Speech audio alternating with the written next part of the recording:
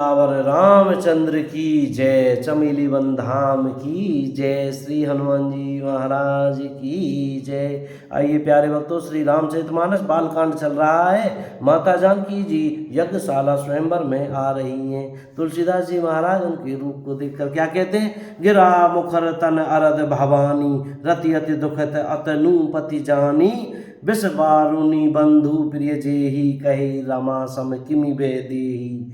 श्री राम जय जय राम। पृथ्वी की स्त्रियों की बात ही क्या, देवताओं की स्त्रियों को भी यदि देखा जाए तो हमारी अपेक्षा कहीं अधिक दिव्य और सुंदर हैं। तो उनमें सरस्वती तो बहुत बोलने वाली हैं। पार्वती अर्धांगिनी है, अर्थात अर्ध नारी नटेश्वर के रूप में उनका आधा ही अंग स्त्री का है, शेष आधा अंग पुरुष शिव जी का है। कामदेव की स्त्री रति पति को बिना शरीर का अनंग जानकर बहुत दुखी रहती है, और जिनके विष और मध्य जैसे समुद्र से उत्पन्न होने के नाते प्रिय भाई हैं, उन लक्ष्मी के समान तो जानकी जी को कहा ही कैसे जाए। जो छवि सुधा पयो निधि होई, जिन लक्ष्मी की बात ऊपर कही गई है, परम रूप में कच्छप सोई। क्या कह रहे हैं? वे निकली थी खारे समुद्र से, जिसको मथने के लिए भगवान ने अति कर्कश पीठ वाले कच्छप का रूप धारण किया। रस्सी बनाई गई महान विषधर वासुकी नाग की मथानी का कार्य किया। अतिशय कठोर मंदराचल पर्वत ने उसे मथा। सारे देवताओं और दैत्यों ने मिलकर जिन लक्ष्मी को अतिशय शोभा की खान और अनुपम सुंदरी कहते हैं, उनको प्रकट करने में हेतु बने ये सब असुंदर एवं स्वाभाविक ही कठोर उपकरण। ऐसे उपकरणों से प्रकट हुई लक्ष्मी श्री जानकी जी की समता को कैसे पा सकती है? हाँ, इसके विपरीत यदि छवि रूपी अमृत का समुद्र हो, परम स्वरूप कच्छप हो, शोभा रूप रस्सी हो, श्रृंगार रस पर्वत हो, और उस छवि के समुद्र को स्वयं कामदेव अपने ही कर कमल से मथे, तब जाके क्या होगा? ए विधि उपजई लच्छी जब सुंदरता सुकुमूल, तदपि सकोच समेत कवि कहीं सिय समतूल। श्री राम जय जय राम। इस प्रकार का संयोग होने से जब सुंदरता और सुख की मूल लक्ष्मी उत्पन्न हो, तो भी कभी लोग उसे बहुत संकोच के साथ सीता जी के समान कहेंगे। और क्या कह रहे? जिस सुंदरता के समुद्र को कामदेव मथेगा, वह सुंदरता भी प्राकृत लौकिक सुंदरता ही होगी, क्योंकि कामदेव स्वयं भी त्रिगुणमयी प्रकृति का ही विकार है। अतः उस सुंदरता को मत कर प्रकट की हुई लक्ष्मी भी पर्याप्त लक्ष्मी की अपेक्षा कहीं अधिक सुंदर और दिव्य होने पर भी होगी प्राकृत ही। अतः उसके साथ भी जानकी जी की तुलना करना कवि के लिए बड़े संकोच की बात होगी। जिस सुंदरता से जानकी जी का दिव्याति दिव्य परम दिव्य विग्रह बना है, वह सुंदरता पर्याप्त सुंदरता से भिन्न अप्राकृत है।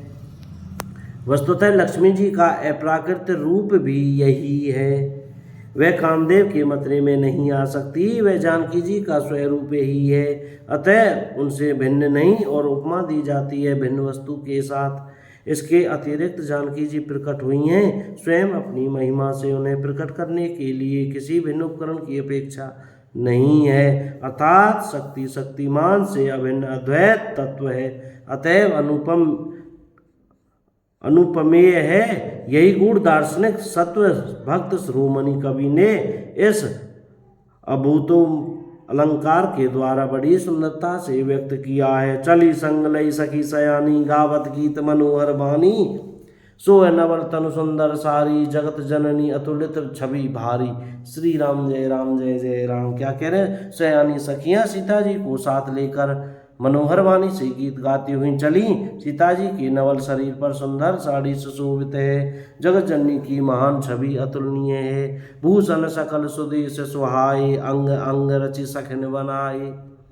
सब आभूषण अपनी अपनी जगह पर शोभित हैं, जिन्हें सखियों ने अंग अंग में भली भांति सजाकर पहनाया है।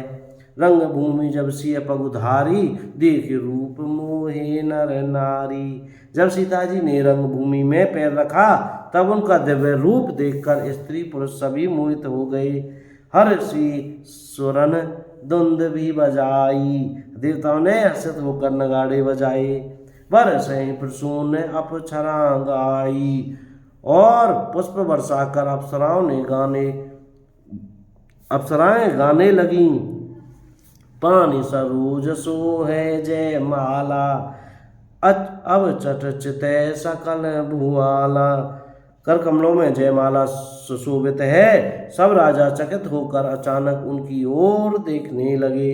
सिय चकित चित राम ही चाहा, सीता जी चकित चित्त से श्री राम जी को देखने लगी। भय मोह बस सब नर नाहा, तब सब राजा लोग मोह के वश हो गए। मुनि समीप देखे दो भाई, सीता जी ने मुनि के पास बैठे हुए दोनों भाइयों को देखा तो उनके नेत्र अपना खजाना पाकर ललचा वहीं श्री राम जी में जा लगे, स्थिर हो गए। लगे लल की लोचन निधि पाई। और क्या कह रहे सीताराम। गुर जन लाज समाज बड़, देख सिय सकुचानी। लाग बिलोकन सखन तन रघुवीर ही और आनी। श्री राम जय जय राम। परंतु गुरुजनों की लाज से तथा बहुत बड़े समाज को देखकर सीता जी सकुचा गई। वे श्री रामचंद्र जी को हृदय में लाकर सखियों की ओर देखने लगी। राम रूप अरु सिय छवि देखे, नर नारिन परिहरई निमेषे। क्या कह रहे हैं, श्री रामचंद्र जी का रूप और सीता जी की छवि देखकर स्त्री पुरुषों ने पलक मारना छोड़ दिया। सब एकटक उन्हीं को देखने लगे। सोचे सकल कहत सकुचाही, विधि सन विनय करई मन माही। श्री राम जय जय राम। क्या कह रहे हैं, सब एकटक उन्हीं को देखने लगे। सभी अपने मन में सोचते हैं पर कहते सकुचाते हैं। मन ही मन वे विधाता से कहने लगते हैं। हरु विधि वेग जनक जड़ताई, हे विधाता जनक की मूर्ता को शीघ्र हर लीजिए। मति हमारी ओस देहि सुहाई, और हमारी ही ऐसी सुंदर बुद्धि उन्हें दीजिए। बिनु विचार पनु तजु नर नाहु। क्या कह रहे हैं कि जिससे वे बिना ही विचार किए राजा अपना प्रण छोड़कर सिय राम कर करई विवाहु, और सीता जी का विवाह राम जी से कर दें। बोलो जय श्री सीताराम, राधे श्याम। कोई गलती हो गई हो तो क्षमा करें। और आज की कथा यहीं विराम करते हैं, बाकी कल कहेंगे। बोलो जय सिया राम। श्री हनुमान जी महाराज की जय।